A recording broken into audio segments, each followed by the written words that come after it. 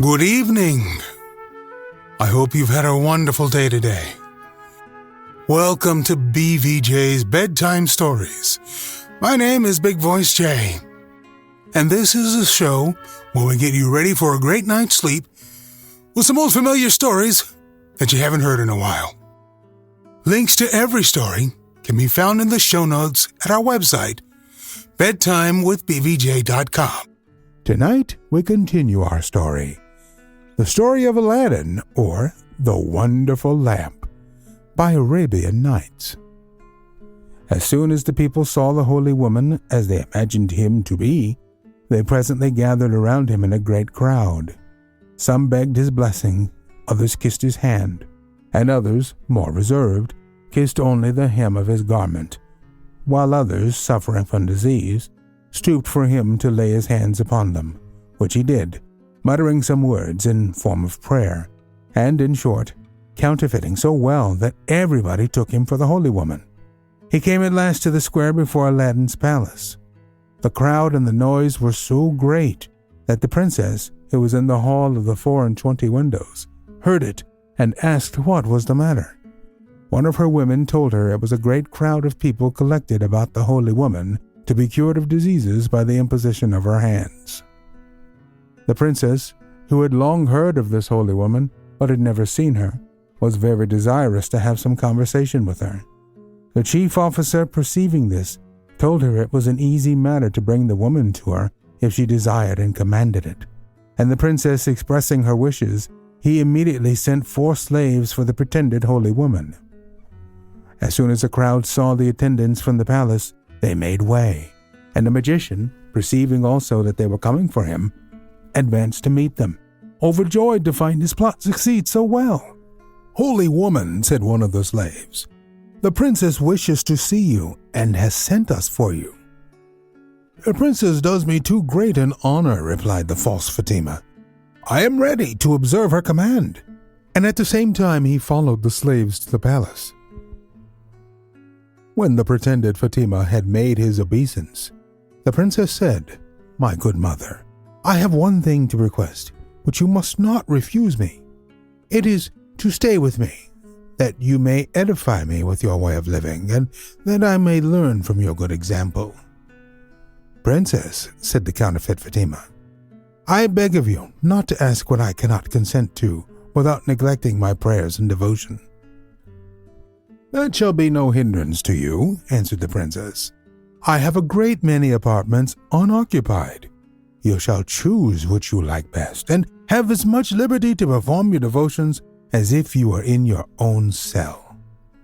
The magician, who really desired nothing more than to introduce himself into the palace, where it would be a much easier matter for him to execute his designs, did not long excuse himself from accepting the obliging offer which the princess made him. "Princess," said he, "whatever resolution a poor wretched woman as I am may have made to renounce the pomp and grandeur of this world, I dare not presume to oppose the will and commands of so pious and charitable a princess." Upon this the princess, rising up, said, "Come with me. I will show you what vacant apartments I have, that you may make choice of what you like best." The magician followed the princess, and of all the apartments she showed him, made choice of that which was the worst, saying that was too good for him, and that he only accepted it to please her. Afterward, the princess would have brought him back again into the great hall to make him dine with her, but he, considering that he should then be obliged to show his face, which he had always taken care to conceal with Fatima's veil, and fearing that the princess would find out that he was not Fatima, begged of her earnestly to excuse him, telling her that he never ate anything but bread and dried fruits, and desiring to eat that slight repast in his own apartment. The princess granted his request, saying, "You may be as free here, good mother, as if you were in your own cell. I will order you a dinner, but remember, I expect you as soon as you have finished your repast." After the princess had dined, and the false Fatima had been sent for by one of the attendants, he again waited upon her. "My good mother," said the princess, I am overjoyed to see so holy a woman as yourself, who will confer a blessing upon this palace. But now, I am speaking of the palace. Pray, how do you like it? And before I show it all to you, tell me first, what do you think of this hall?" Upon this question, the counterfeit Fatima surveyed the hall from one end to the other. When he had examined it well, he said to the princess, "As far as such a solitary being as I am, who am unacquainted with what the world calls beautiful, can judge, this hall is truly admirable. There wants but one thing." "What is that, good mother?" demanded the princess. "Tell me, I conjure you. For my part, I always believed and have heard say it wanted nothing, but if it does, it shall be supplied." "Princess," said the false Fatima with great dissimulation, "forgive me the liberty I have taken, but my opinion is, if it can be of any importance, that if a roc's egg were hung up in the middle of the dome, this hall would have no parallel in the four quarters of the world, and your palace would be the wonder of the universe." "My good mother," said the princess, "what is a rock, and where may one get an egg?" "Princess," replied the pretended Fatima, "it is a bird of prodigious size, which inhabits the summit of Mount Caucasus. The architect who built your palace can get you one." After the princess had thanked the false Fatima for what she believed her good advice, she conversed with her upon other matters, but she could not forget the roc's egg, which she resolved to request of Aladdin when next he should visit his apartments. He did so in the course of that evening, and shortly after he entered, the princess thus addressed him: "I always believed that our palace was the most superb, magnificent, and complete in the world. But I will tell you now what it wants, and that is a roc's egg hung up in the midst of the dome." "Princess," replied Aladdin, "it is enough that you think it wants such an ornament. You shall see by the diligence which I use in obtaining it that there is nothing which I would not do for your sake." Aladdin left the Princess Buddir al-Buddur that moment and went up into the hall of 24 windows, where, pulling out of his bosom the lamp, which after the danger he had been exposed to he always carried about him, he rubbed it upon the genie immediately appeared. "Genie," said Aladdin, "I command thee, in the name of this lamp, bring a roc's egg to be hung up in the middle of the dome of the hall of the palace." Aladdin had no sooner pronounced these words than the hall shook as if ready to fall, and the genie said in a loud and terrible voice, "Is it not enough that I and the other slaves of the lamp have done everything for you? But you, by an unheard of ingratitude, must command me to bring my master and hang him up in the midst of this dome? This attempt deserves that you, the princess, and the palace should be immediately reduced to ashes. But you are spared because this request does not come from yourself. Its true author is the brother of the African magician, your enemy whom you have destroyed. He is now in your palace, disguised in the habit of the holy woman Fatima, whom he has murdered. At his suggestion, your wife makes this pernicious demand. His design is to kill you. Therefore, take care of yourself." After these words, the genie disappeared.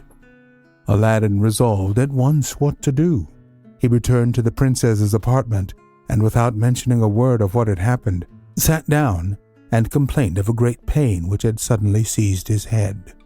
On hearing this, the princess told him how she had invited the holy Fatima to stay with her, and that she was now in the palace, and at the request of the prince, ordered her to be summoned to her at once. When the pretended Fatima came, Aladdin said, "Come hither, good mother. I am glad to see you here at so fortunate a time.